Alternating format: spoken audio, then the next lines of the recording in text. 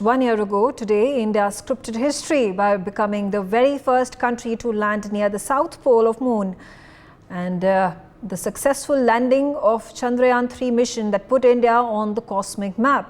Today, we commemorate this stellar achievement by celebrating our first ever National Space Day and keeping alive the enthusiasm of 1.4 billion Indians felt at the Vikram landed touchdown on the moon that fateful day. The theme for the National Space Day 2024 is Touching Lives While Touching the Moon, India's Space Saga. A grand event has been held at the Bharat Mandapam that was graced by President Droupadi Murmu, Union Minister Dr. Jitendra Singh and ISRO Chairman S. Somanath. They all have hailed the strides India has made in its 55 years long space journey and the mark we have left at the Shiv Shakti point. Apart from Chandrayaan 3 mission, we have seen the success of several other missions in the past year, including Aditya L1 and XPOSAT missions. But there is still a long way to go. India's quest to unearth cosmic secrets is gaining steam day by day. We have the NISAR collaboration with NASA to look forward to, as well as the Gaganyaan mission. India aims to demonstrate humans' spaceflight capability by sending an all-Indian crew to space, and the project envisages the launching of the crew of 3 members to an orbit of 400 kilometers for a 3-day mission and bring them back safely to Earth by landing in the Indian sea waters. In February this year, Prime Minister bestowed the astronaut wings to India's 4 Gaganauts.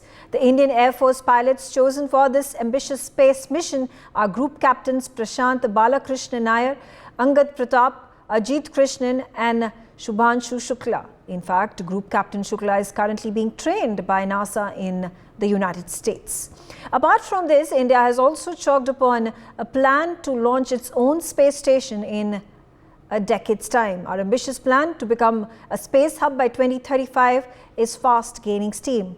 The Indian Space Research Organization plans to set up the country's first space station by 2035 and put a human on the moon by 2024.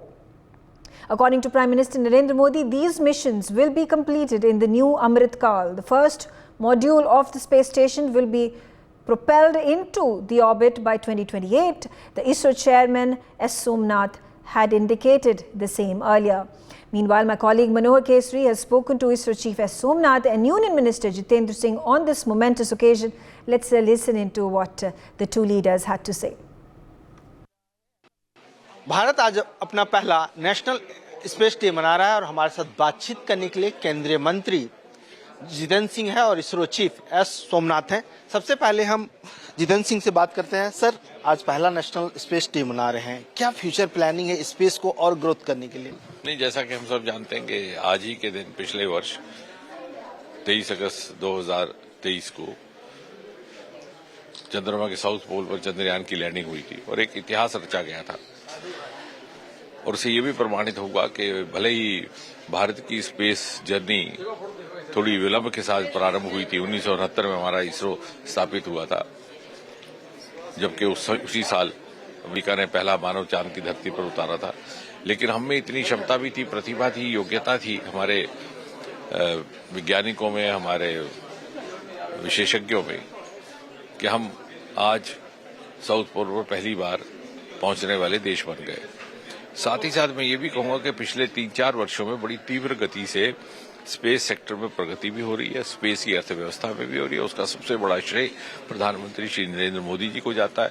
आज से 3-4 वर्ष पूर्व एक बड़ा ही क्रांतिकारी निर्णय लेते हुए उन्होंने 70 वर्ष से जो बाधाएं चल रही थी, बंदिशें चल रही थी, जो कंस्ट्रेंट ऑफ रिसोर्सेज था, जिसके साये के तले अंतरिक्ष का क्षेत्र काम कर रहा था, उससे उसको मुक्ति दिला करके उन्होंने पब्लिक प्राइवेट पार्टिसिपेशन की अनुमति दी।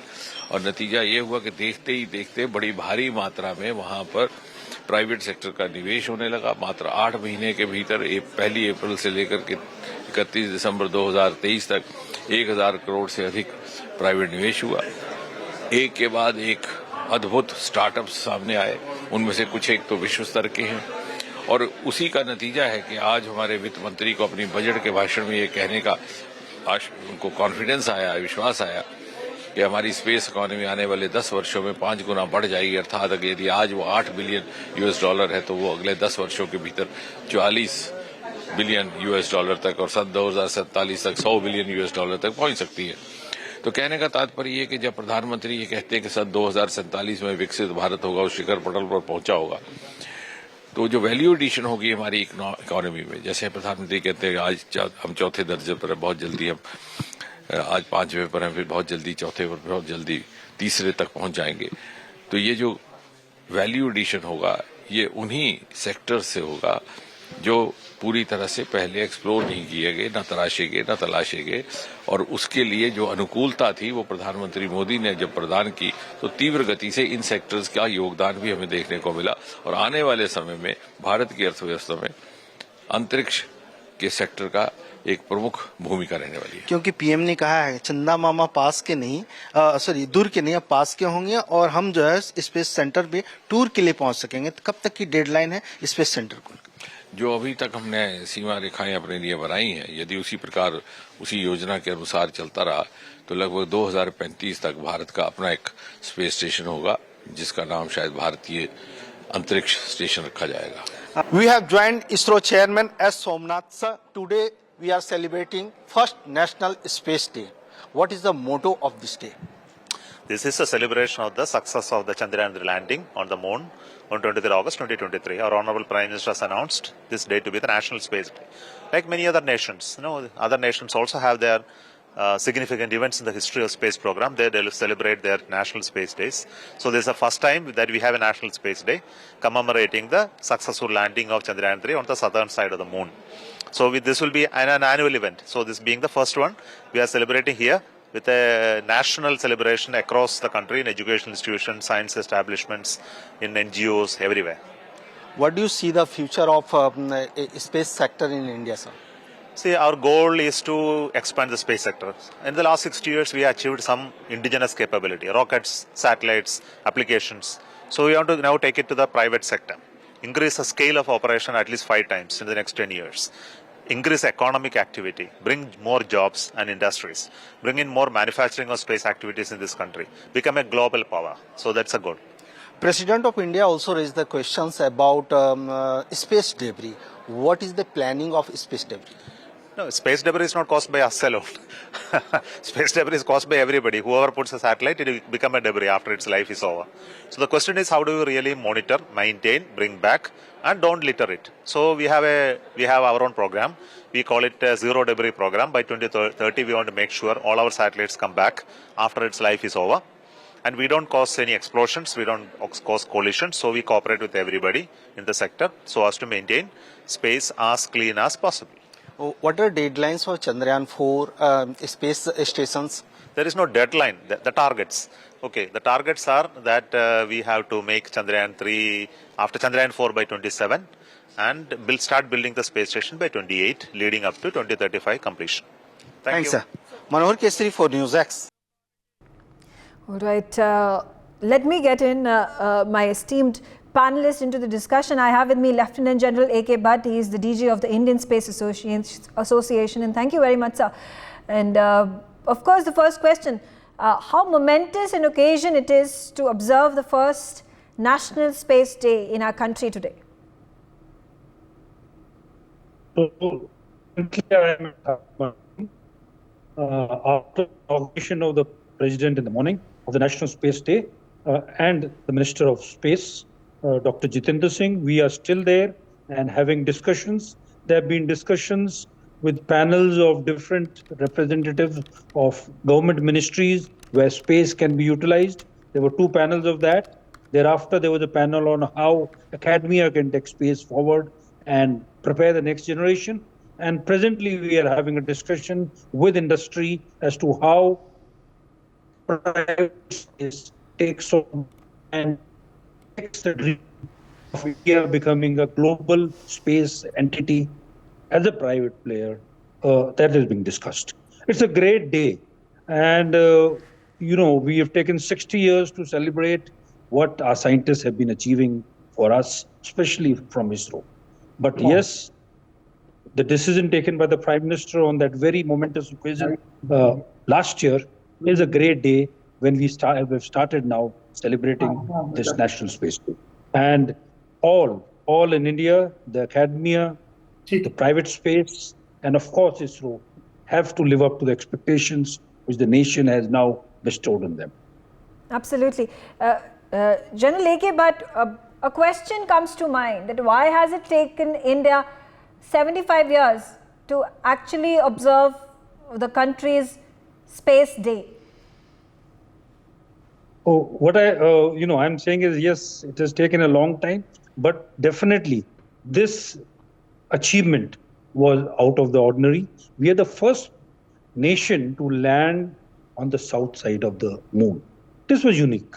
When we started, and when even ISRO started in 1969, the first man from USA was on the moon. We have covered this distance, this technological distance, in a very short while and achieved this. And yes, as soon as we have got achievement, very rightly the Prime Minister has announced the National Space Day.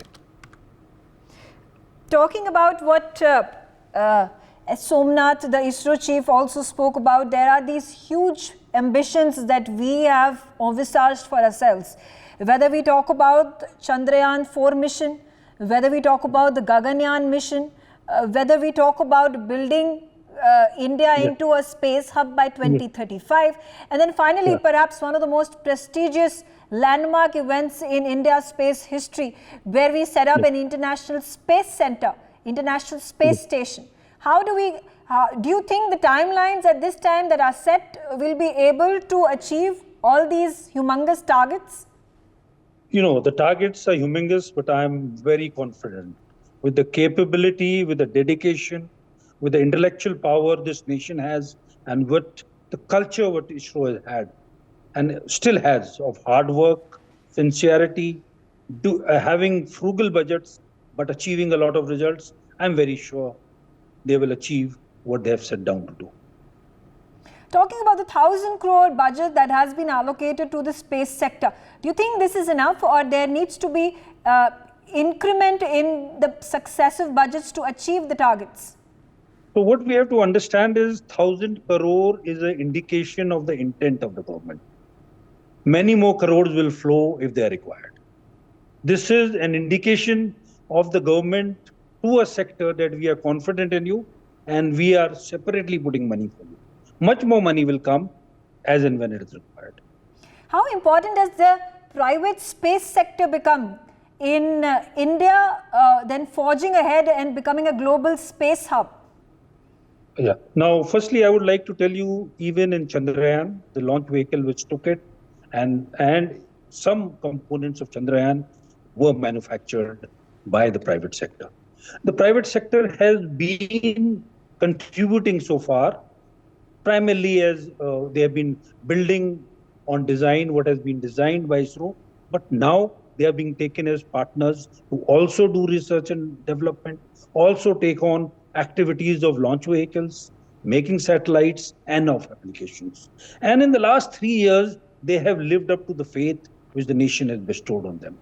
We have 2 startups which are already done pre-orbital launch, and I'm very sure they will do orbital launches very soon.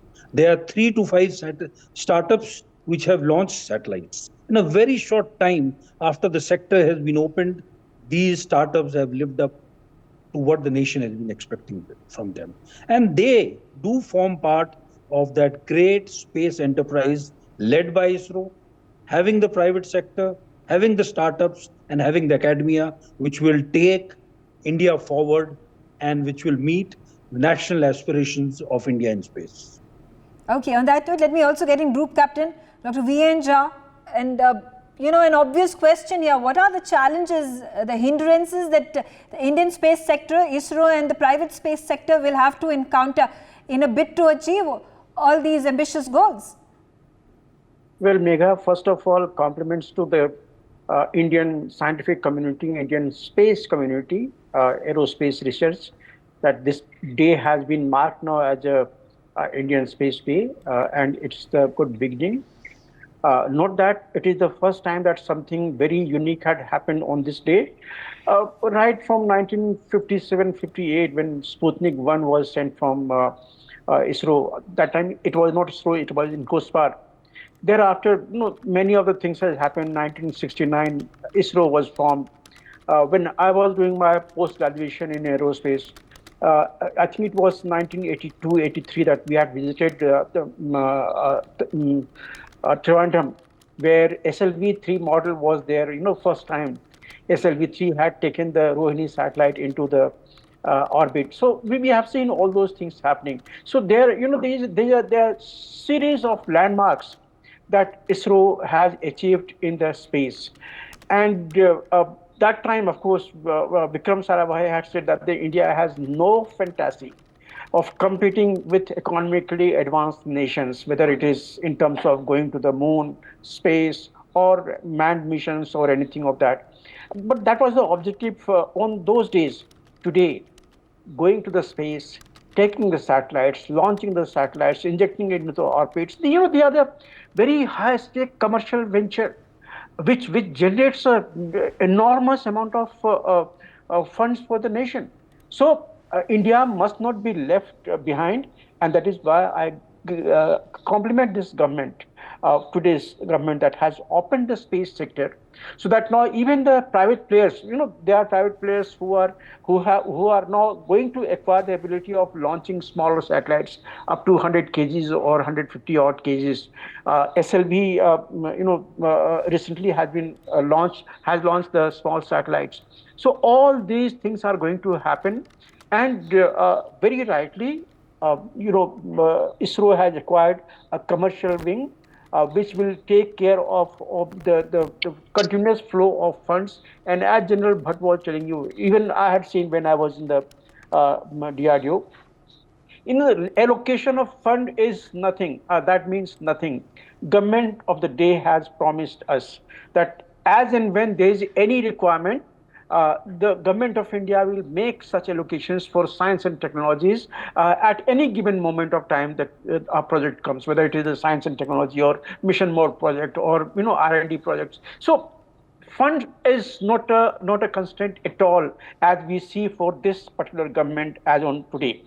However, now coming back to the question that you had asked, see, the space thing is it is a dynamic thing. Technology is increasing leaps and bounds every day. The moment we say rocket being launched, rocket is a rocket science. Take that adverb, and that many of the intricacies are there. I'm not sure whether you are aware. Just 2 years back, SpaceX had sent launched their satellites, 32 of them into the space, and all 32 of them had fallen down because they couldn't acquire the orbital velocity. So, those are the intricacies in the space launches, in space technologies. So, India, I must compliment, right from the day of Mangalyaan, thereafter, we have achieved all feat that you can continue through. Chandrayaan in 2008, Mangalyaan was, I think, in 2013, it was there. Chandrayaan 2 also, on your channel, we were, minute to minutes, we were commenting in 2019. So all these things have happened.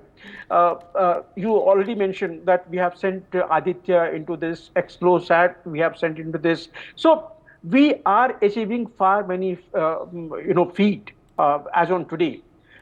Yes, Gaganyaan is a challenge. When Gaganyaan was announced by PM on the last beginning of his second tenure as a PM, to be launched within 2 years, that didn't happen, and we were surprised because how could ISRO miss out the requirements of the human rating? We always have been telling them that the moment you make a launcher, this has to be rated for the human compliance.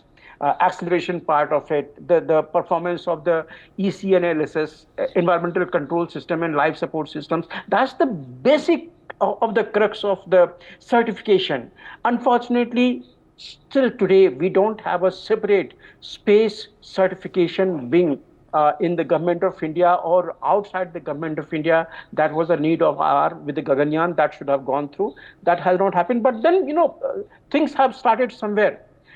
Certification thing must be taken out from ISRO. ISRO right now has got a different wing which is doing the certification. I'm absolutely sure in my mind that certification must not remain within the ISRO's ambit. That should be independent body. But all these things are happening. So now we are looking at Gaganyaan as and when it takes place. That will be a very small feat, of course, by India, but then it is the fourth country undertaking that particular task. That is the need of the hour. And besides, the applications for the Earth observations, for the enormous wealth explorations on the Earth, for the military applications, all these will be continuously going on. It is increasingly bound. And in that addition, I must say that the technology of the day, miniaturizations, nanotechnologies, MEMS, all these will be coming up there, making the satellites smaller. What earlier used to be, 1 ton or 1.5 ton, maybe just 100 kgs or 75 kgs in the new technology. So all these we are going to witness, and we are only beginning to see the fanning of the technology by India compliments for this day. Okay, Dr. P.K. Ghosh, I'm going to take a step forward, and can there be a replication we have had a number of private space firms like SpaceX and Virgin Galactic who have introduced space tourism, and that brings about excitement amongst people across the globe. When you talk about adventurism, when you talk about space exploration, are we in the right direction to move forward with this plan, or is that also going to take some time? See, firstly, I must mention that what is the current trend in the space industry all over the world. As we have seen in America, the tendency is to offload most of the jobs to the private sector. NASA does it. In fact, they have got a nodal organization which looks into this,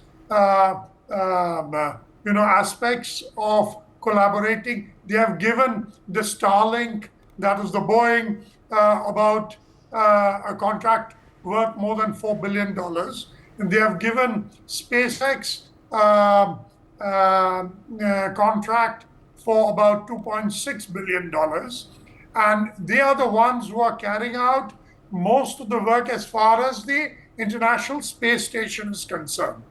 Along with this, we have others who have been trying to espouse the cause of space tourism. I'll be coming to space tourism slightly later, but let me just focus firstly on what is happening in around the world as far as space exploration is concerned.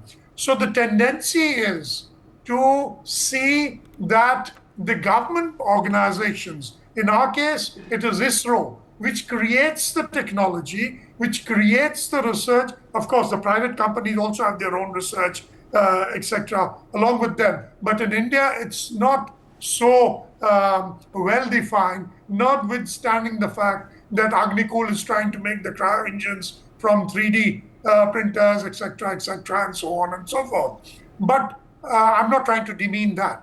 But the fact is that the private sectors are here to stay. And of course, we have Lieutenant Colonel Anil Bhatt over there. He is the best person to sort of guide this, as we have seen when you have talked to him. But this is the way forward, as you were saying. ISRO is also going in the same way, and I'm sure that we are doing the correct thing where we will be offloading most of our launches of PSLV, SSLV, etc., through the private sector.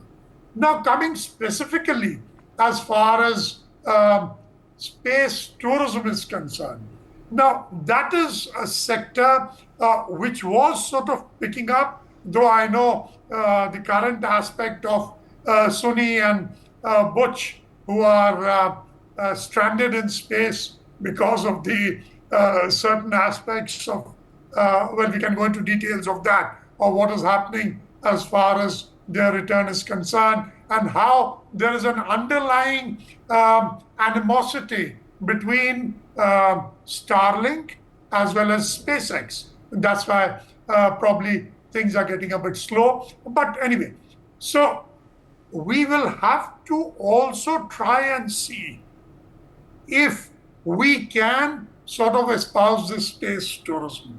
Now, that is really a very expensive thing, and all the technological ability should be there with the concerned company to carry out this. At the moment, I'm not sure whether any of our private sector companies are in a position to carry that out. But however, I'm sure that the rate at which we are going and we are advancing, that should not be a far off dream. Of course, prices will have to come down, the volumes will have to go up, but then let us get first our footsteps steady on what we are planning, what ISRO is planning for the future. That is, of course, your Gaganyaan, where the astronauts will go for 3-4 days. Then, of course, you have Chandrayaan 4, you have Chandrayaan 5, in which we are going to collaborate with the Japanese AXA. And so many more collaborations are coming through. Yeah. We are going to also collaborate on the Artemis. We are becoming part of that. So the way ahead is quite clear. We are having Shurkiyan. We are planning, as was said, a space station by 2035, and so on and so forth. But space is a dynamic area. What goes wrong, what goes right can never ever be predicted.